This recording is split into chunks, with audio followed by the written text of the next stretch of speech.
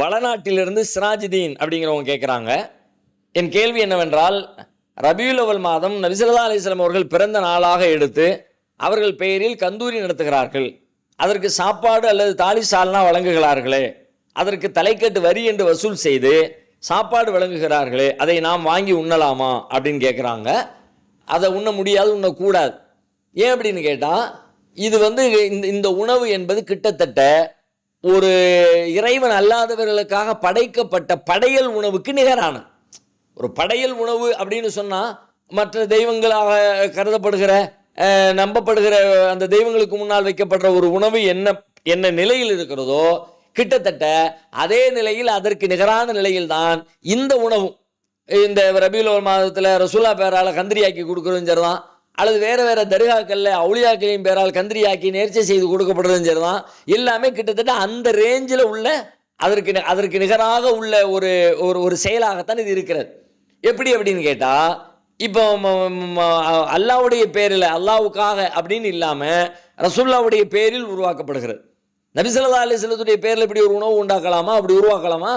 அது மார்க்கத்தில் எங்கே அனுமதி இருக்கிறது? அல்லாவை தவிர வேறு யார் பேர்லையும் நம்ம ஒன்று உருவாக்கவே முடியாத. அப்போ அல்லாவுடைய தூதரின் பெயரால் உண்டாக்கப்படுகிறது. இது அல்லாவுக்கு நிகராக இன்னொன்றை உருவாக்குதல் என்ற பட்டியலுக்குள்ளே வந்துடுது ஒன்று. ரெண்டாவது, இதை உண்டாக்குகிற பொழுது அந்த பொருள் புனிதமானது, அந்த உணவு புனிதமானது என்ற ஒரு நம்பிக்கை அதன் பின்னணியில் இருக்கிறது. படையல் வச்சாச்சுன்னா அப்போ அந்த படைக்கப்பட்ட பொருள் நம்பிக்கை உயர்வானது, புனிதமானது, அது மற்ற பொருட்களை போல சாதாரண உணவு இல்லை அப்படின்னு நினைக்கிறாங்க. கிட்டத்தட்ட இந்த பொருளும் அப்படித்தான் நம்பப்படுகிறது.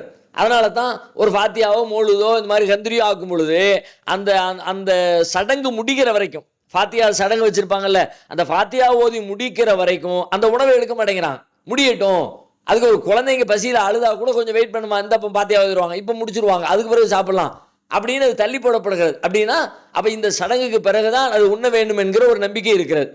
அது மட்டும் இல்லை, மூணாவது, அது ஒரு புனிதமானது, உயர்வானது அப்படின்னு சொல்லிட்டு குறைவான உணவு கூட பலருக்கும் அது பகிர்ந்து கொடுக்கப்படுகிறது.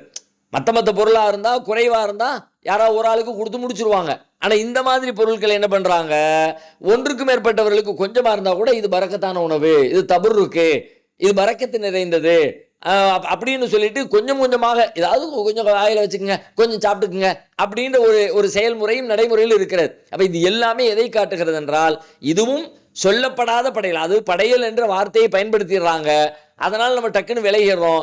இது அல்லாதவர்களின் பெயரால் படைக்கப்படுகிறது தான். அந்த சொல் இல்லாமல் வேறு சொற்களால் இது செய்யப்படுகிற காரணத்தினால இதுவும் மார்க்கத்தில் அனுமதிக்கப்பட்டதில்லை. ஏன்னா தடுக்கப்பட்ட உணவுகளை பற்றி அல்லாஹ் சொல்லும் பொழுது, ஓமா உஹில்ல பிஹி லிகைரில்லா, அல்லாஹ் அல்லாதவர்களுக்காக சப்தமிடப்பட்ட பெயர் சொல்லப்பட்ட எந்த உணவையும் நீங்கள் உண்ணக்கூடாது, மற்றவர்களின் புனித அதற்குள்ளே இறங்குகிறது என்கிற நோக்கத்தில் செய்யப்படுகிற தயாரிக்கப்படுகிற எந்த உணவையும் நீங்கள் உண்ணாதீங்க என்று அல்லாஹ் நமக்கு இது கட்டளையிட்டு இருக்கிற காரணத்தினால இந்த உணவு மார்க்கத்தில் தடுக்கப்பட்ட ஹராமான உணவுங்கிறத விளங்கி அதிலிருந்து நாம் விலகி கொள்ளணும்.